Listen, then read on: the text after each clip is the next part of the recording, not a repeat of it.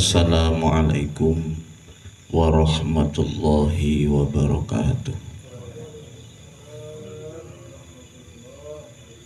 Bismillahirrahmanirrahim. Alhamdulillahi rabbil alamin. Wassalatu wassalamu ala asyrafil anbiya'i wal mursalin Sayyidina wa maulana Muhammadin wa ala alihi wa ashabihi ajma'in. Subhanaka la ilma lana illa ma 'allamtana innaka antal alimul hakim. Amma ba'du.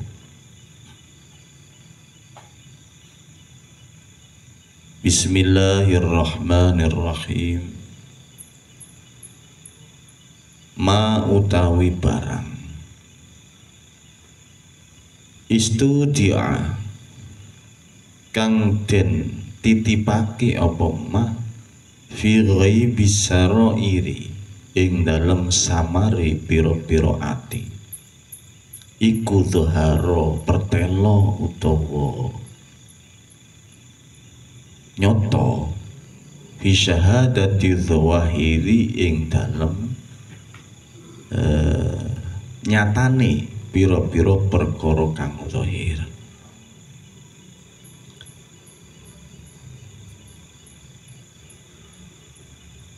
Yen kawula iku penggalihe utawa adine ketitipan nur makrifat lan macem-maceme makrifat apa kang ana ing jerone penggalihe utawa adine iku pertelo ana ing anggota zahir. Contone ngeten, kejelasane niki wau lek wong ati iku wis prilakune ati ngelambangno apa sing dizahirno. Iki ya ndak kabeh, cuma mayoritas. Lek wong ku atine ngono mesti prilakune ngono. Contoh, atine ana masalah. Misale mari tukaran. Iku alise pendahirane ya beda. Didelok teko mripate iku ya wis gak iso tenang. Teko alise iki ya wis ndudono lek ana masalah.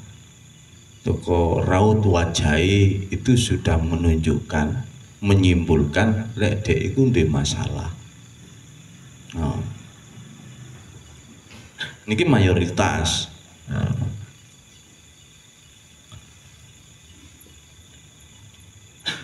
Biasae bunga kidungaren kok jureng arek iki. Ana apa arek iki? Nah, mesti ngaten.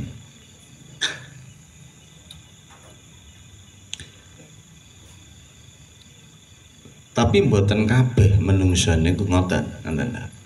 Tapi mayoritas hanya orang-orang tertentu yang hanya raut wajahnya kadang ku dikinutup. Contohnya kados guru-guru hakikat makrifat. Nen kula riwayat perjalanan kula sik belajar. Niku guru kaya nesu. Padahal mboten. Digawe memang digawe ngoten supaya murid iki ngene. Padahal atine mboten. Atine mboten nesu. Mek digawe-gawe iku ngekei pelajaran kanggo murid-muride.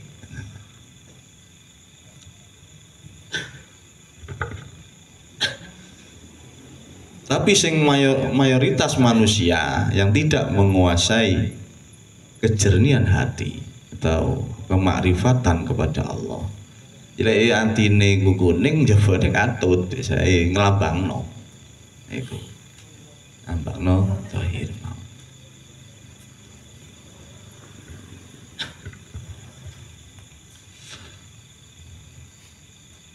biasa yang nguyang guyu ae kok jureng kae ibake loro untu. Loro untu. Berarti susah hati nih loro. Dalek atine ndak susah masih loro untu yang guyu macet. Tapi keterangan ini ya agak cocok ya, agak bener ya. Memang sesuai fakta mayoritas manusia itu seperti itu. Gak usah didelok ambil suruh jadi ini. Mesti ono masalah rek.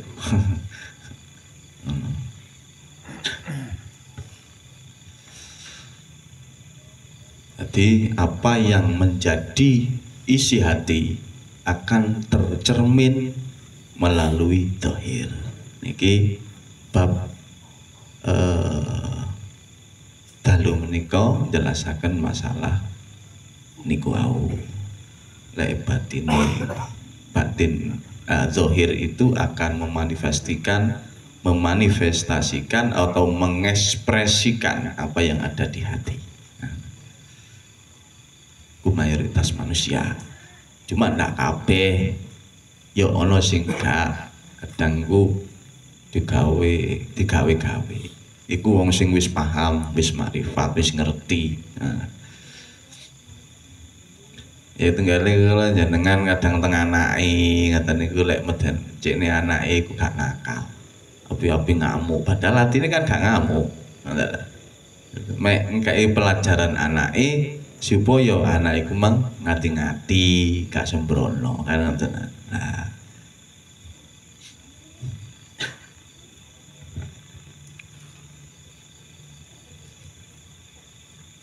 Pun niku mawon bab dalu menika bahwasanya apa yang tercermin di zahir itu melambangkan batin. Digaris bawahi ndak semua, cuma mayoritas. Kita niki mawon sing saged kula aturaken ranten niki kathah apa pertanyaan niki saderenge jamaah tanglet niki wonten pertanyaan saking Kalimantan Tengah. Assalamualaikum warahmatullahi wabarakatuh. Waalaikumsalam warahmatullahi wabarakatuh. Kalimantan Tengah, Desa Merambang, Kecamatan Buli Timur, Kabupaten Lamandau. Dua pertanyaan. Pertanyaan yang pertama, tolong dijelaskan surat Az-Zariyat ayat 56.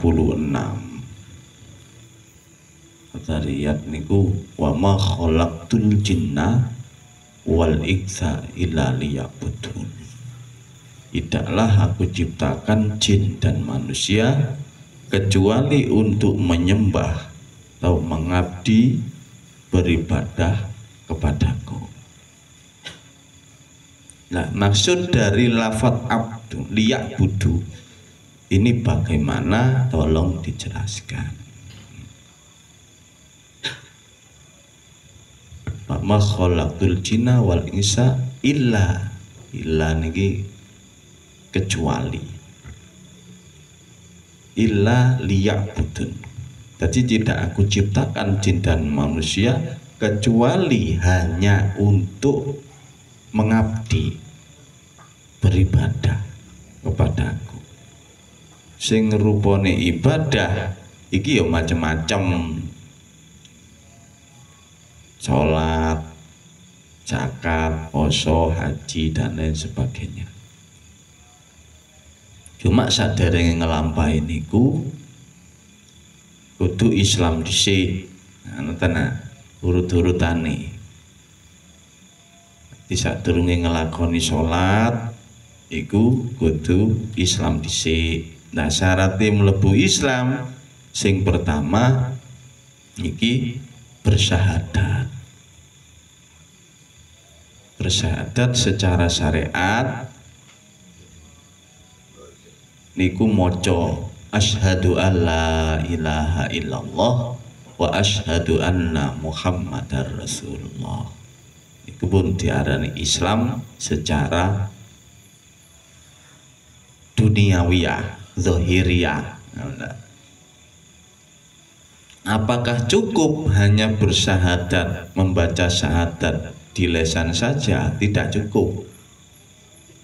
Kenapa kok tidak cukup? Buktinya orang-orang mayoritas yang mengaku orang Islam,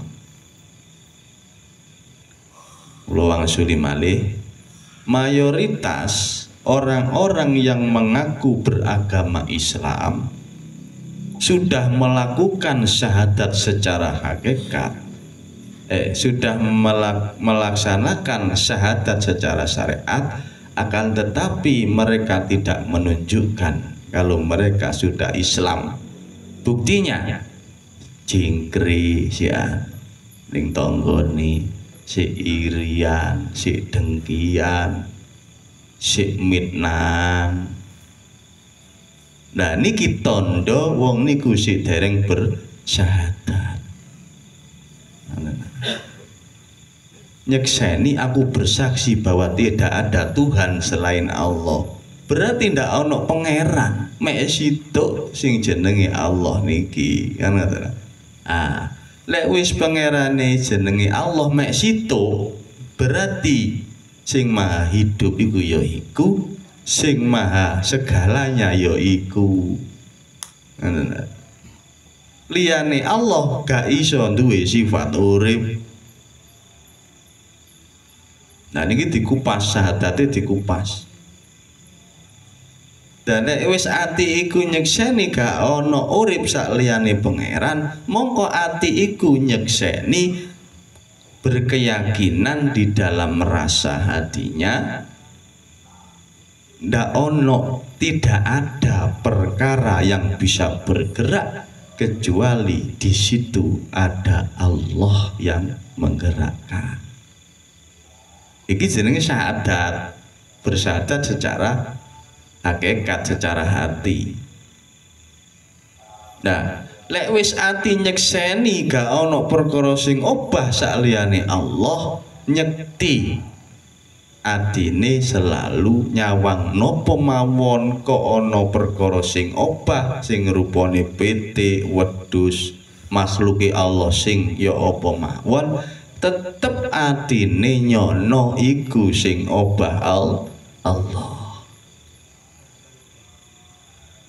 Tetap hatinya memandang satu hidup, yaitu Allah Subhanahu wa Ta'ala. Nah, ketika hati ini sudah memandang Allah yang satu di dalam semua makhluk, maka hati itu tidak akan mudah untuk menyalahkan satu dengan yang lain, walaupun sama iblis sekalipun. Maka di dalam hatinya akan tumbuh rasa kasih sayang, karena dia sudah sadar bahwasanya semua adalah saudara satu hidup. Nah, ini namanya syahadat. Artinya syahadat itu di situ. Nah, kalau syahadat diterapkan seperti ini, maka akan berubah akhlak dan moral manusia itu. Malik gak seneng ngelokno koncone, malik gak seneng dendam, malik gak seneng iri, malik gak iso membenci sesama makhluk. Maka apa yang akan tercipta di dunia ini? Kebahagiaan, kemakmuran, keamanan, dan lain sebagainya. Nah, permasalahannya di sini, kenapa orang yang sudah ngaku Islam, sudah sholat berpuluh-puluh tahun, tapi kok masih seperti itu? Masalahnya di sini, belum bersyahadat dia. Syahadatnya cuma sebatas lesan saja, tidak masuk ke dalam makna yang sesungguhnya.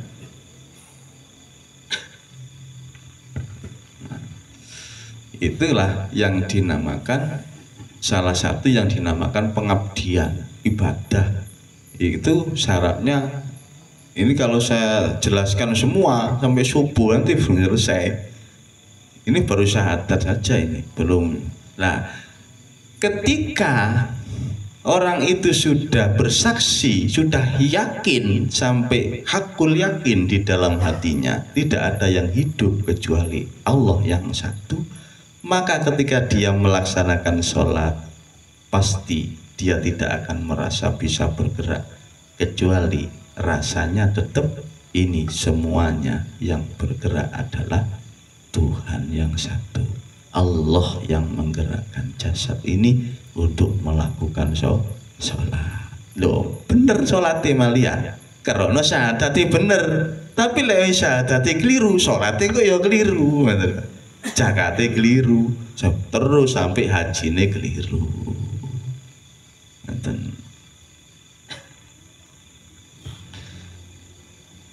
Sakit dipahami.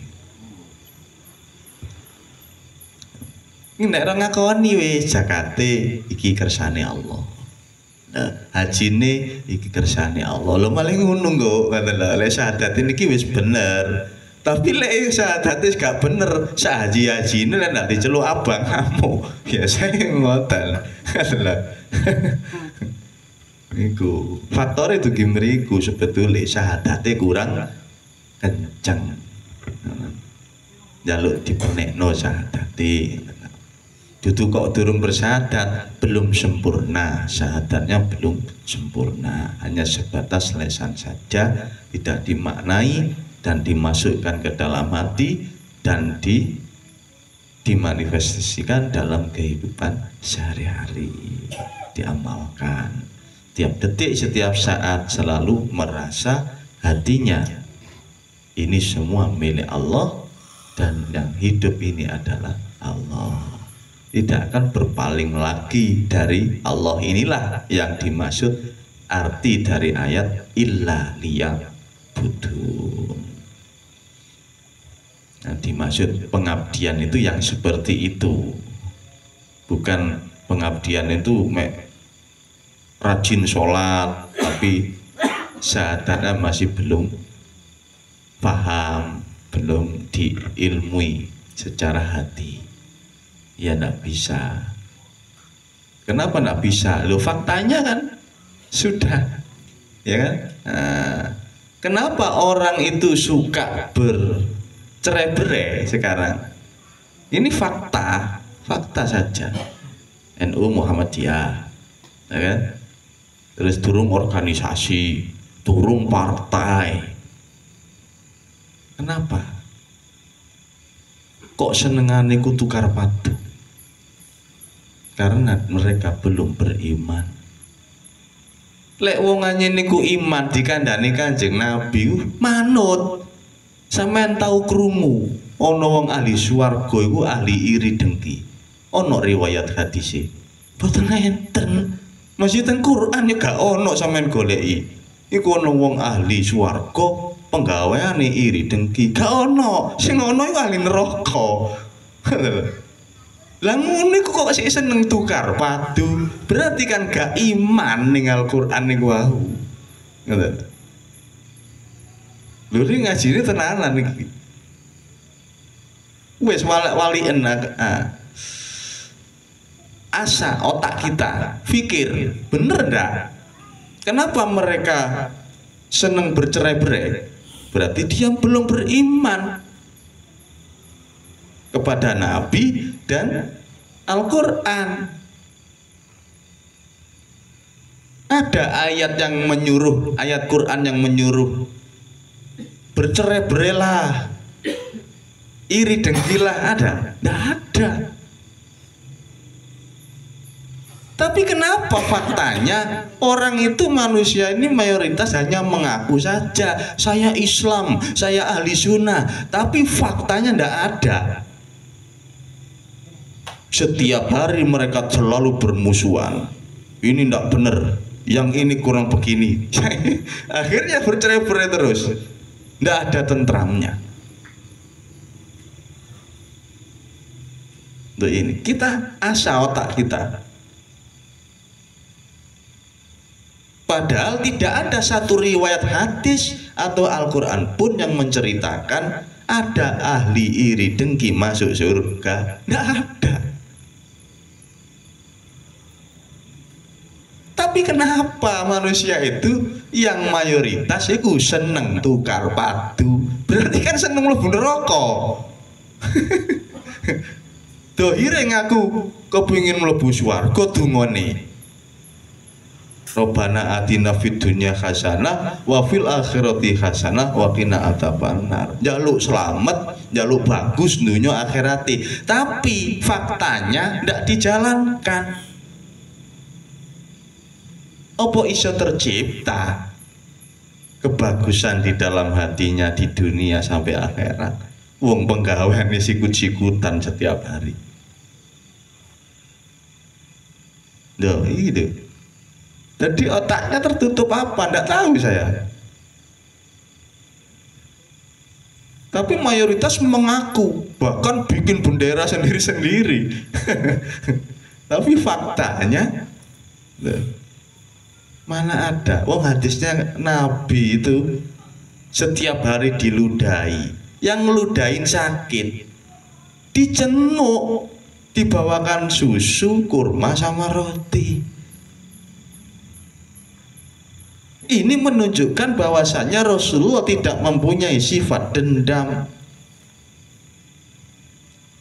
Ayo.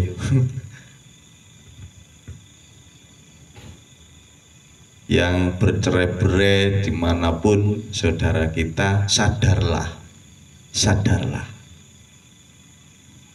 Bahwasanya kenapa kita bercerai-berai, sesungguhnya kita telah terjerumus ke dalam ajakan nafsu.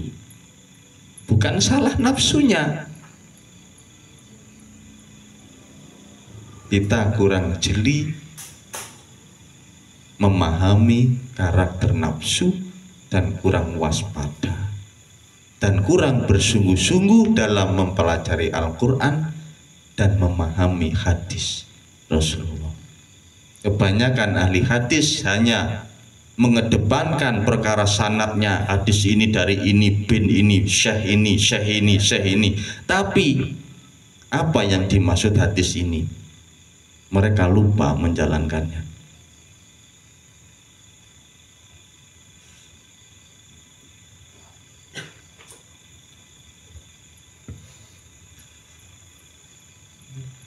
Dengan penyampaian ini saya hanya mengharapkan tidak mengurangi rasa hormat saya kepada para ulama siapapun. Saya hanya mengingatkan, otak-atiklah hati dan pikiran kita. Sudah benarkah kita dengan mempunyai sifat saling berselisih, saling bercerai-berai, pantaskah kita dimasukkan surganya Allah? Introspeksi dirilah kita. Karena para ulama-ulama sangat berat tanggung jawabnya ketika dimintai pertanggungjawaban oleh Allah.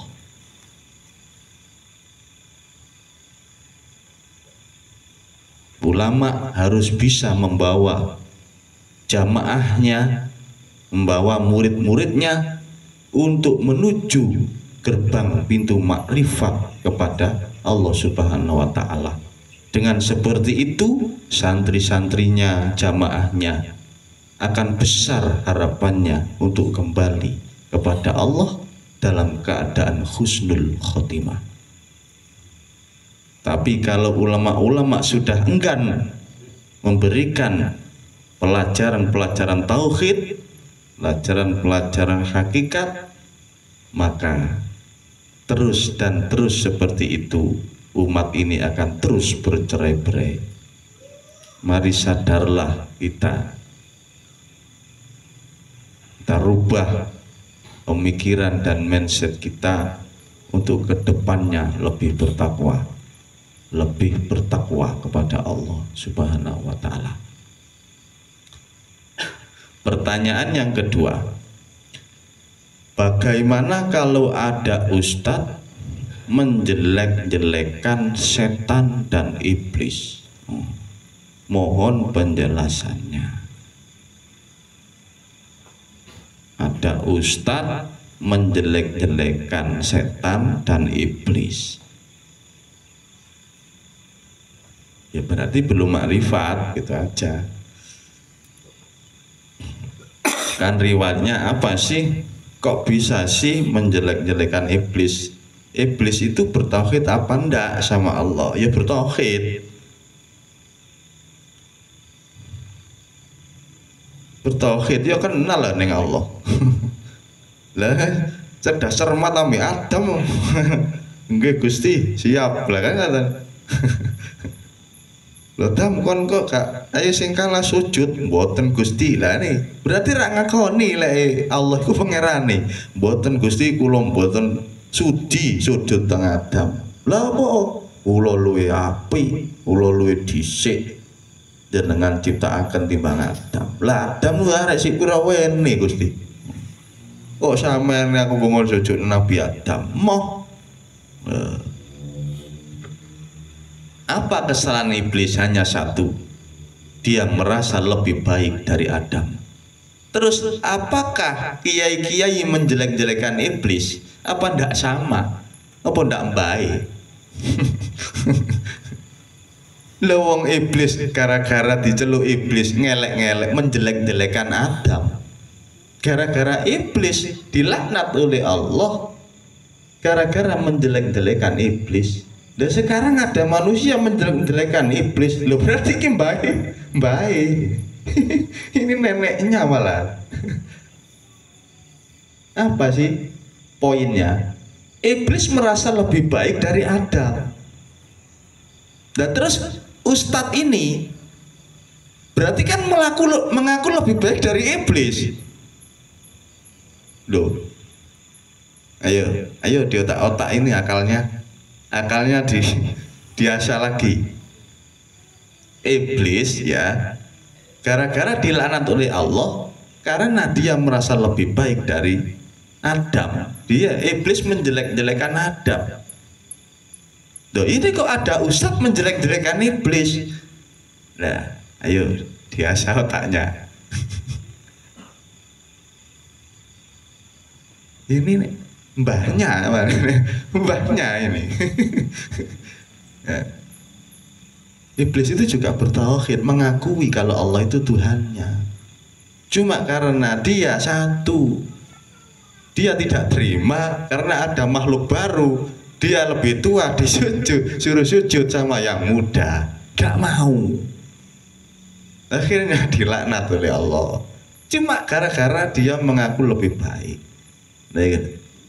Terus kalau manusia di dalam hatinya terbesit perasaan lebih baik dari orang lain, sama enggak? Seperti kejadian iblis dan Adam. Sama. Nah ini.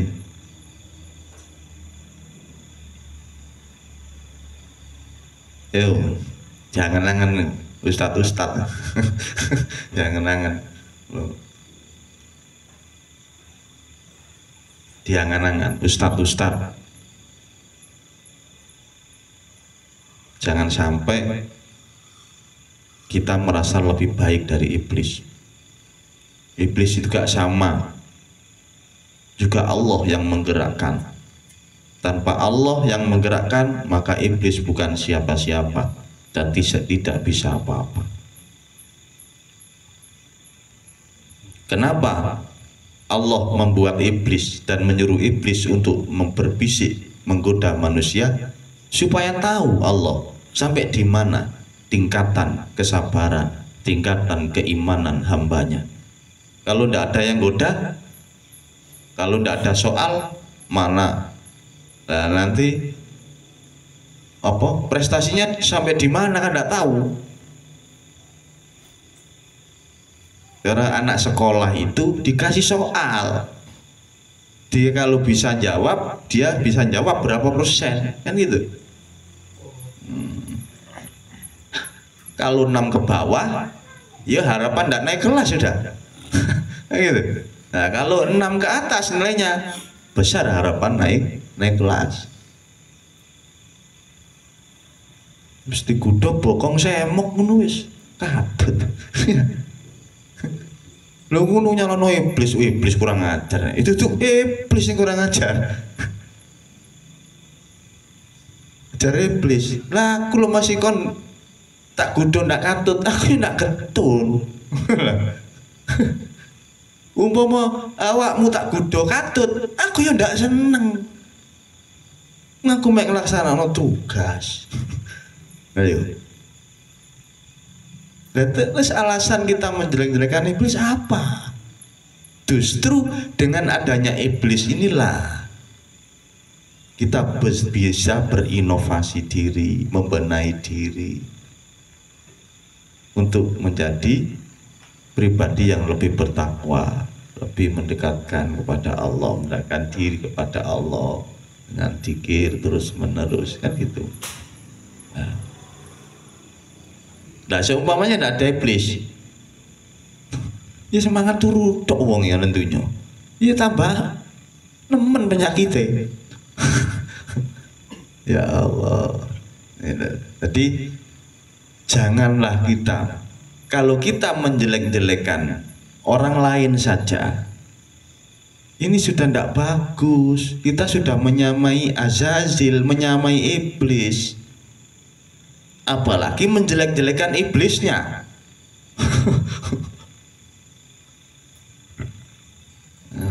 Berarti baik. Itu jawabannya. Jadi ya berarti ustadznya masih pandangannya di syariat. Ya khawatirnya kan pemahamannya umat ini yang umatnya ini loh yang memahami, akhirnya ikut benci sama iblis juga. Jadinya kan lah ini ndak menjadikan hati itu bersih. Loh, kebencian walaupun sama iblis ndak bisa makrifat kok hati itu. Nah.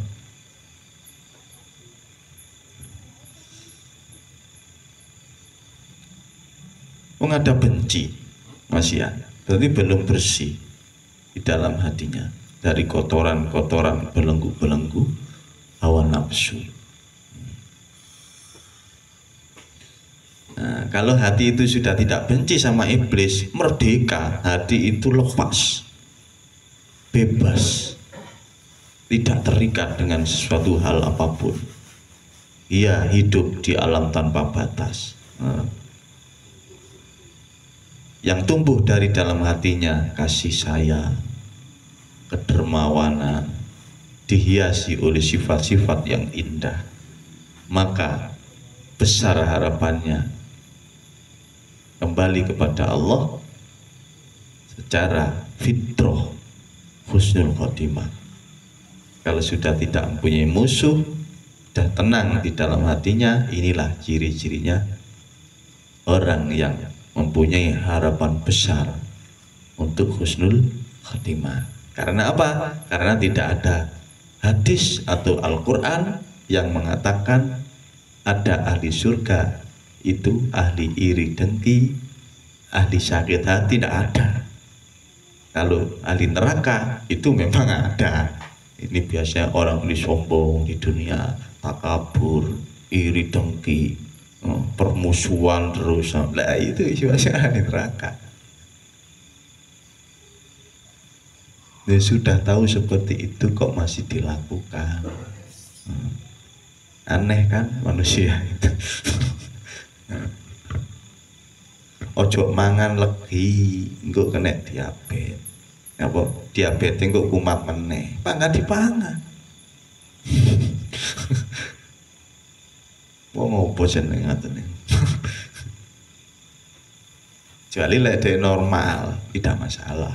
Dia sudah punya diabetes, masih seneng minum air manis.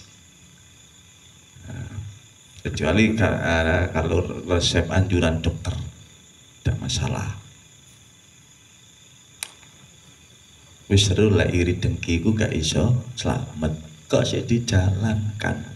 Ini ada apa dengan kita? Itu loh. Jangan menyalahkan iblis. Tanya, ada apa dengan hatiku, hati saya? Gitu.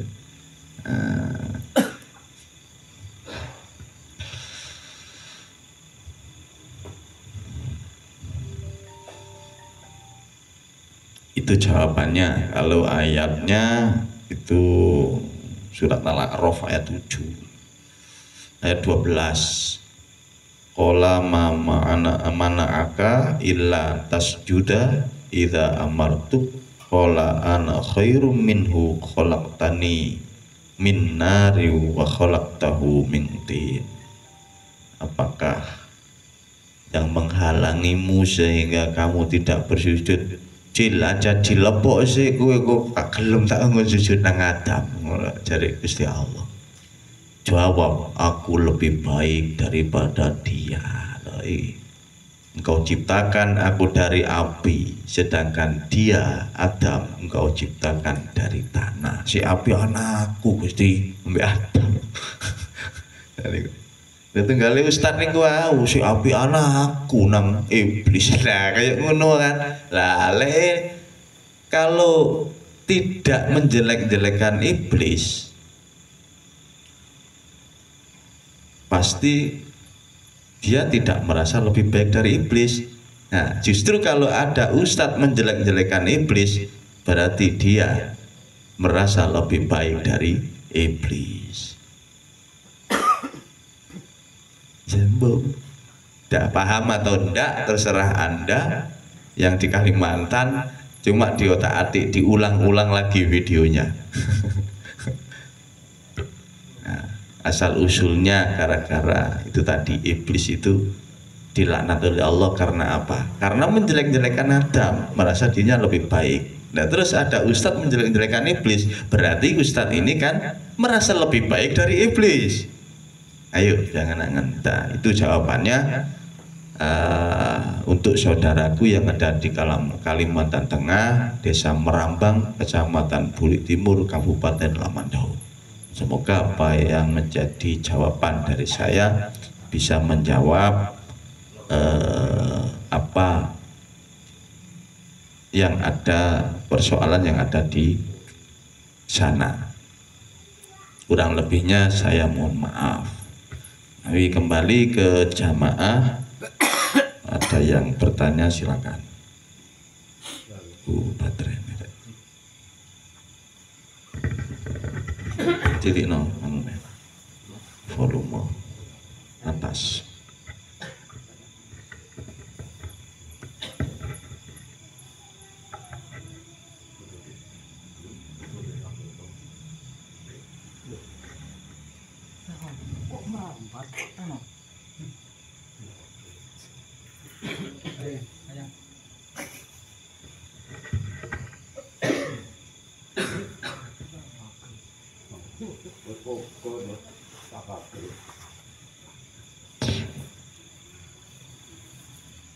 Assalamualaikum warahmatullahi wabarakatuh. Kula badhe tanglet Gus nggih. Dosa napa sing mboten saged diterima oleh Allah Subhanahu wa taala. Nah, dadi dosa sing napa niku sing mboten saged diterima oleh Subhanahu wa taala. Nah, ingkang nomor setunggal, nomor kalih apa benar tidak sah ibadahnya bila tidak mengenal Allah? Niku mawon. Assalamualaikum warahmatullahi wabarakatuh. Assalamualaikum warahmatullahi wabarakatuh.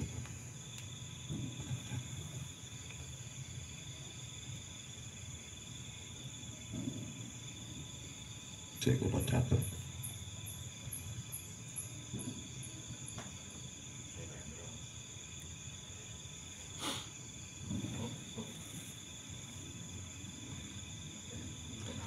Pertanyaan pertama,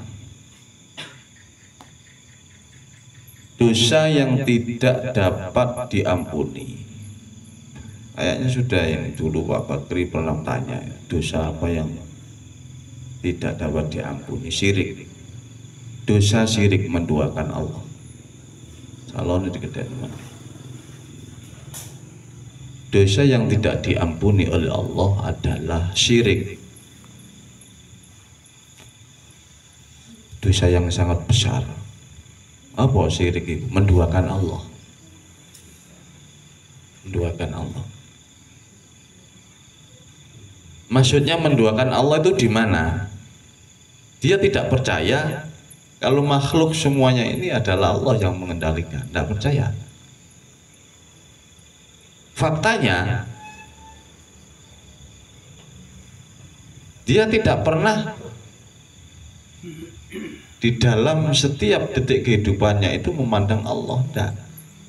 Ciri-cirinya gampang protes.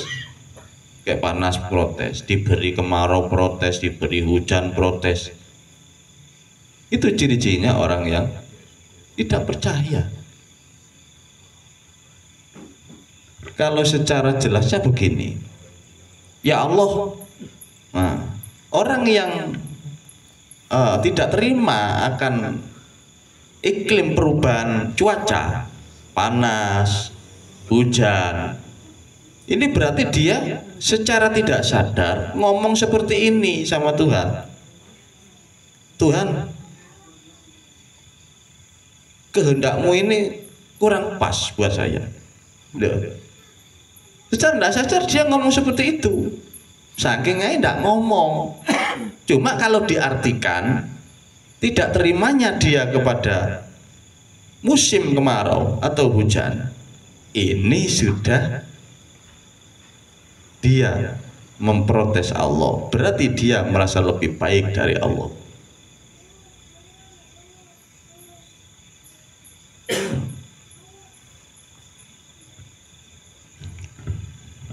Lah dipaham. Lho sampean wah lo pitik iku, sampean lek ngimani percaya lek pitik iku urip, atine iku wis menduakan Allah. Ndak, sampean ndak nyekseni lek iku uripe Allah. Sampean nyekseni pitik sing urip iku mang dudu pangeran sing jero iku mau lho. Maksude atine sampean imani lek pitik iku urip. Berarti secara spontan yang maha hidup ini ada dua. Ono urip saliyane Allah sing rupane pitik. Munuga ngrungono adan. Ini samar. Manusia itu kan bukan siapa-siapa, tidak bisa apa-apa. Faktanya kan sudah sering saya bahas. Tidak ada satupun organ tubuh kita yang buatan kita. Tidak ada. Berarti ini milik siapa? Milik Allah. Terus hidup yang ada dalam diri kita, kapan kita membuat? Milik Allah kan? Iya. Nah, tapi kenapa kita tidak mau untuk mengalihkan hati kita untuk selalu memandang Allah? Kok masih memandang makhluk? Wong faktanya sudah kita tidak punya apa-apa, tapi kenapa kita masih bersikeras mempunyai apa-apa? Dari mana dasarnya? Kurang jelas bagaimana? Suruh nyari organ tubuh yang buatannya tidak ketemu. Loh, faktanya mau dalil apa lagi?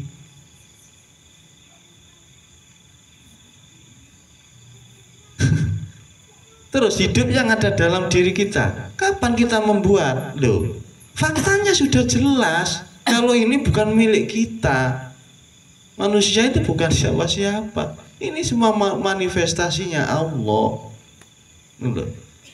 Jadi akukanlah semuanya ini sebagaimana pemiliknya, kepada pemiliknya. Loh. Kalau kita tetap mengakui diri kita ini diri kita sendiri, sampai kapanpun kita tidak akan bisa mengenal Allah.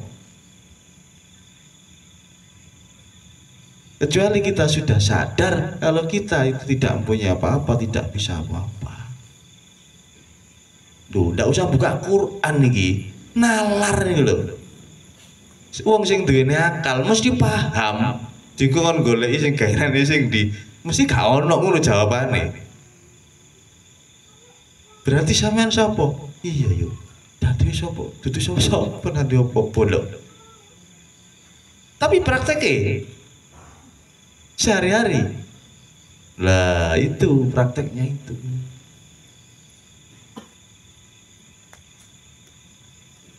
Kok sih tidak percaya? Masih notong ini mana, menata ini. Nah, ya wis, tidak apa-apa. Ajaran hakikat ini tidak ada paksaan, tidak ada paksaan. Itu jawabannya. Dasar dosa syirik itu tidak diampuni karena sudah meletakkan sesuatu bukan pada tempatnya. Wong iki gaene Allah kok diapunei. Ini sudah zalim. Nah, itu letak kesyirikannya. Paling gampang itu, belum yang lain. Itu cuma contoh aja. Terus yang kedua, pertanyaannya, apa benar ibadahnya bila tidak mengenal Allah tidak diterima? Nah, kita kupas dulu dari awal. Yang dimaksud ibadah itu yang seperti apa sih? Secara umum kan sholat, ya kan? Sholat, sedekah, ini kan ibadah secara umum. Secara zahir maksudnya, secara zahir.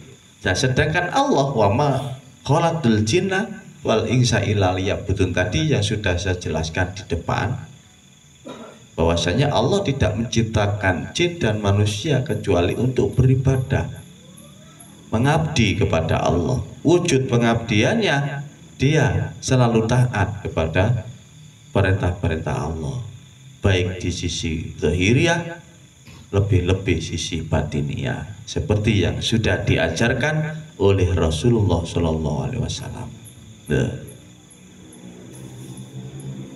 Apakah benar orang yang sholat, contohnya orang yang sudah sholat tapi tidak mengenal Allah, ibadahnya sholatnya tidak diterima? Dari sisi syariat tidak. Ada dua jawaban. Dari syariat, kalau syariat syarat sahnya bacaannya benar, sujudnya benar, tumaknina dan seterusnya, syarat rukunnya dilakukan semua, maka sah sholatnya. Tapi versi hati, hakikat, belum cukup sholat secara syariat saja. Sekarang gini, kenapa sih Allah menyuruh sholat? Kenapa sih? Supaya inna sholata tanha anil fasya'i wal munkar. Sesungguhnya sholat itu bisa mencegah perbuatan keji dan mungkar.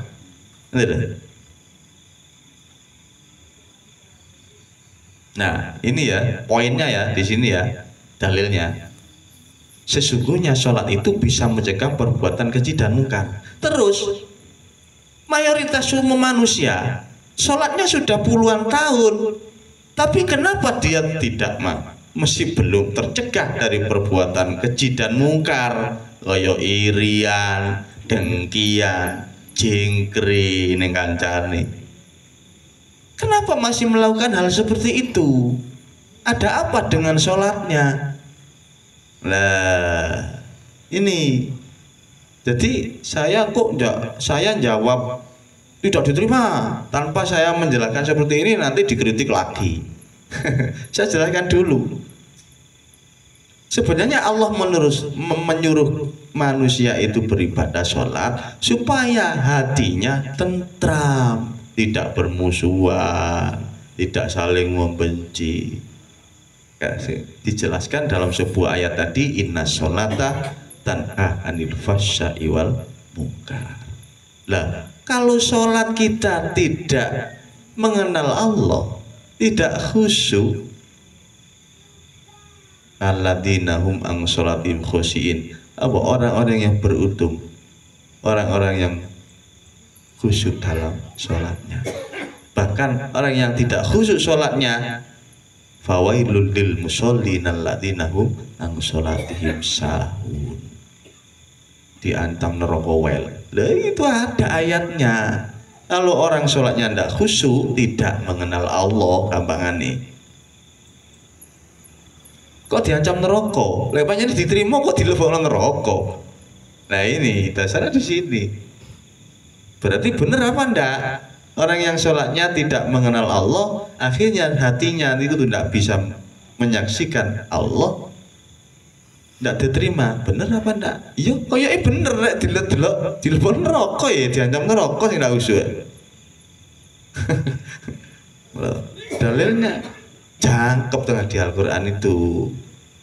Jangkep wis. Sekali mek sampean percaya bondak. Lek percaya ndang tandang ngono lho.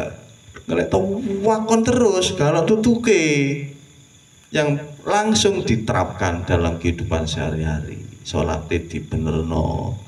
Nanti ketika kita sudah menjalani sholat yang berhakikat, ada kejanggalan, kita tanyakan lagi, dibahas lagi dalam pertemuan yang akan datang. Seharusnya seperti itu.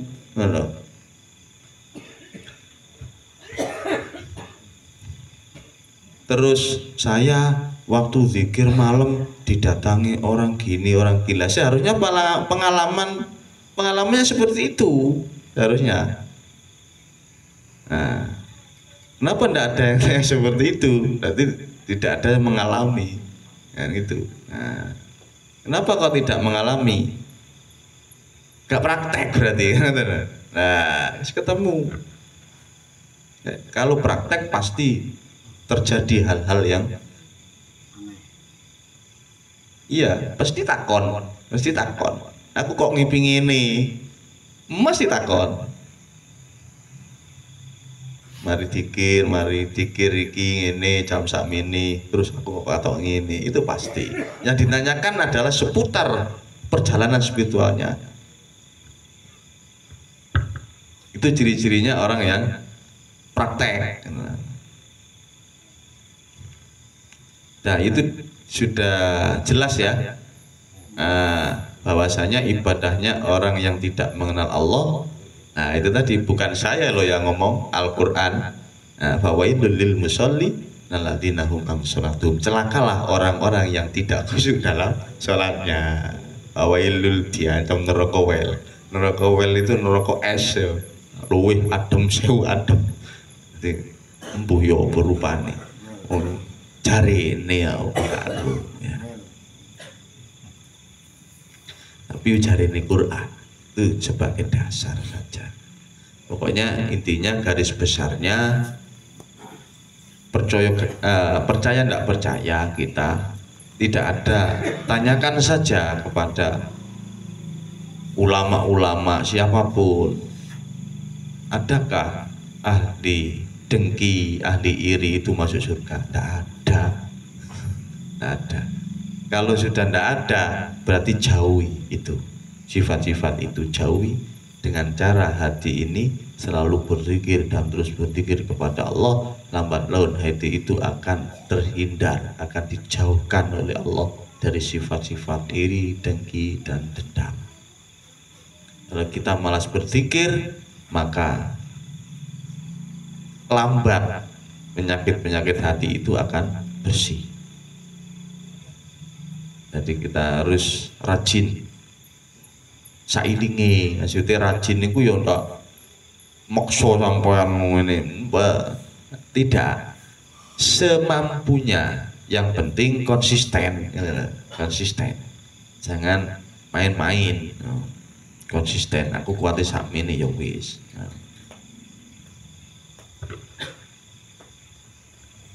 Dan bisa dipahami jawabannya.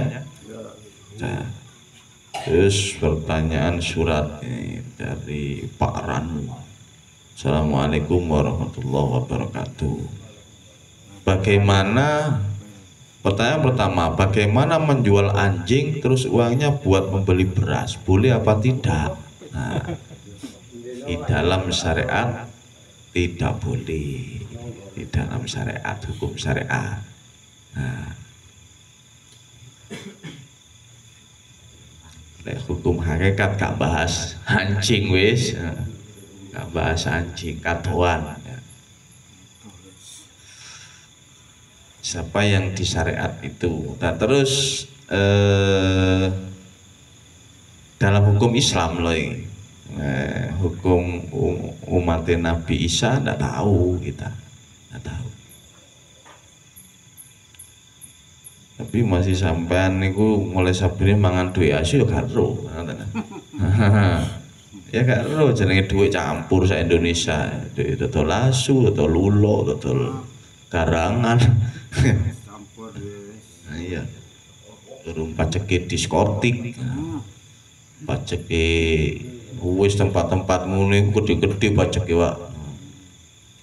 Ku tempat opo remeng-remeng niku lho. Nah, iku dibangun aspal, tuku aspal, bangun nembong. Welet dulu lek nuruti perkara ngono sampean. Ya semoga urip iku bahagia. Ini sampean barangkali cuma Pak saya kayak so bahagia. Bener kula nate krungu arek ngamen. Lek ndek dunya aku aja medit-medit ngono. Kaya artine ngoten. Terus cekne soale lek medit besok di akhirat iku ndono wong dodol saka babat nek. Percuma duwe sampean ge opo ngono. Maknanya seperti itulah. Terus saya angan-angan, bener. Sekarang gini, coba sama pikir dengan akal jernih. Di dunia ini, kita dihidupkan Allah, menikmati kehidupan di dunia ini. Wis dicawisno, sembuh warang dicawisno. Sampean kepengin lunga, wis dikekno sepeda motor, wis dikekno mobil. Kepingin mangan anggur ya wis cukul kari tuku gamel nandur oleh wis mangan anggur. Pengin jeruk gak usah soro-soro sampean kari nang pulo to nang apa idul niku nang bahot wis ana pengin semongko barang kari nandur sampean karena mbahot nunggu dhuwit 10 oleh wis mbok sigar.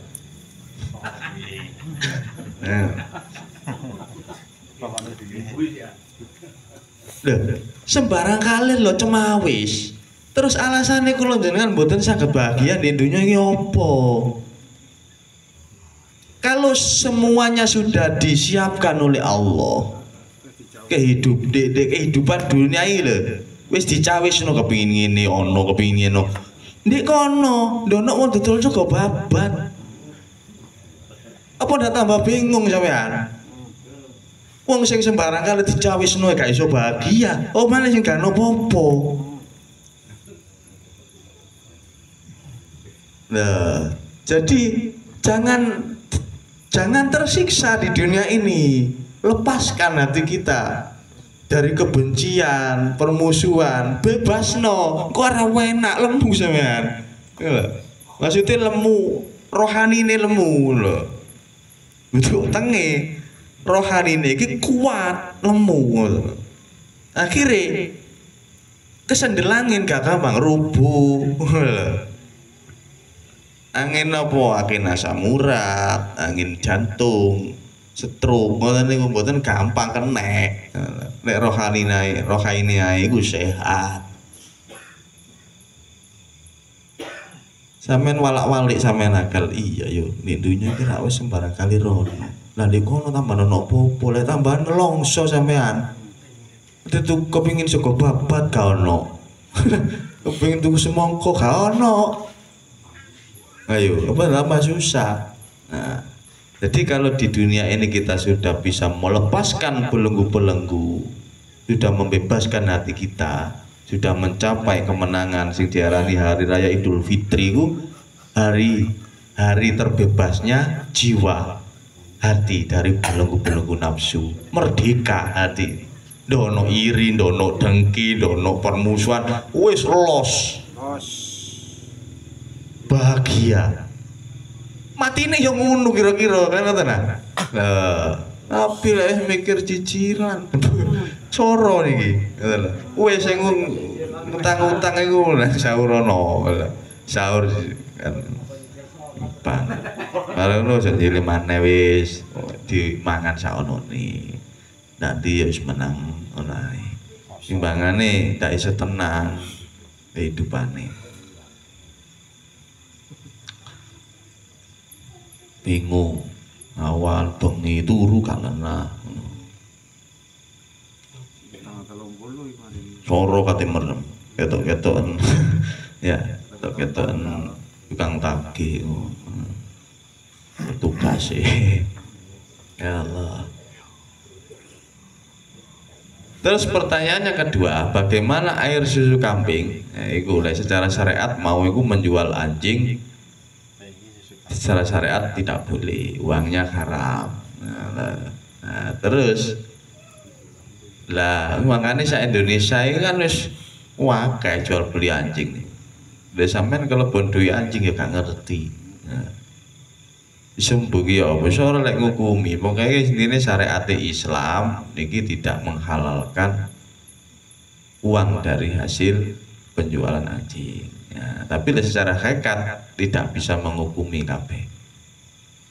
Nah iso, lah ono jawabane, ya dudu ndak oleh, ya dudu oleh. Di wis ngerti saged jawab kula lek niki. Soale kuwatir damuk MUI kula. MUI. Jadi kalau jejekno, bahasanya anjing makan daging anjing itu diharamkan di dalam agama Islam.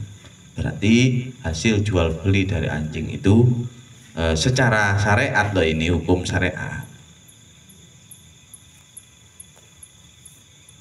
tidak diperkenankan atau dihukumi juga haram. Lalu bagaimana uangnya kalau yang masuk-masuk ya mbuh wis lek kowe karo ngeluh lek ngrasakno hukum lho Pak. Wis gak mikirno asu ya aku.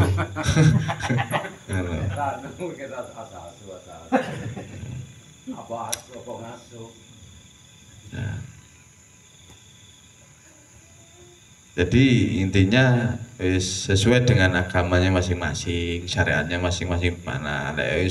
Saya juga tidak menyalahkan yang agama lain, enggak. Semuanya sama, kitabnya juga kitabnya Allah, ajarannya juga sama, mengesahkan Tuhan dan berbuat belas kasih kepada sesama. Sama umat Hindu, Buddha, Kristen, Konghucu pun itu mengajarkan hal seperti itu, kasih sayang, rukun, berbelas kasih, dermawan, saling menolong sesama loh. Ajarannya sama seperti itu. Meyakini atas kalau langit bumi ini adalah ciptaan Tuhan yang satu. Loh. Modai, lapate jengkre.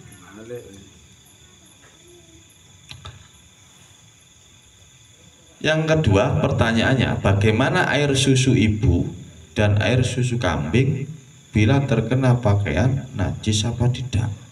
Oh ndak, susune wedhus ndak, cuma amis, tidak dihukumi najis. Dewi susu ibu barang, ASI, air susu ibu. Nggak, tidak ada yang mengatakan hukum air susu itu najis, nggak ada. Nggak ada. Jadi tidak najis, jawabannya tidak najis. Air liur, ilure wong turu, itu najis. Nah. Terus mau mana najis? Air kencing najis. Hanya itu dalam pembahasan syariat. Ya itu jawabannya. Ada yang bertanya lagi silakan.